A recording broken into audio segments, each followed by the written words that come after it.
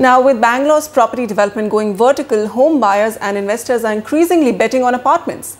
Others are also eyeing another trend in the market, townships and integrated townships. Their reasoning, townships offer you all the amenities in one area. What exactly do townships offer and how do they fare compared to an apartment? Lakshmi Sivadas finds out. Rakesh Narayan and his wife Shruti have just moved from Pune to Bangalore.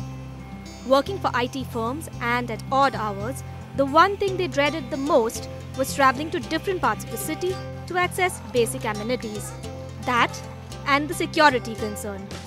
That's when they decided to make the switch from their standalone apartment for an arrangement that was self-sustainable. That was one of the primary concerns, security as well as privacy, good privacy.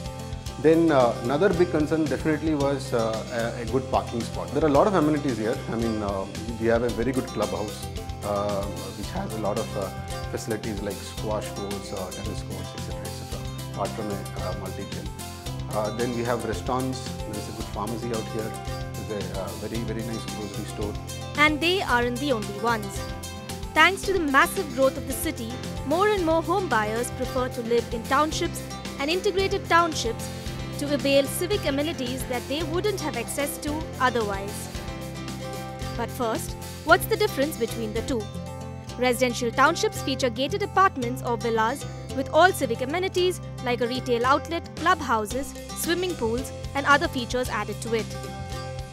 Integrated mixed-use townships, on the other hand, have a mix of villas, apartments, senior living areas, as well as large-scale retail areas and commercial spaces. The idea behind these? To provide quick access to all the essential amenities and recreational facilities that a person would need in his daily life.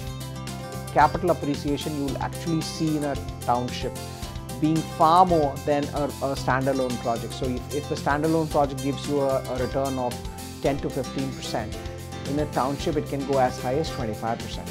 The number of townships in Bangalore has not only spiked, but they have also emerged as hotspots for rental accommodation.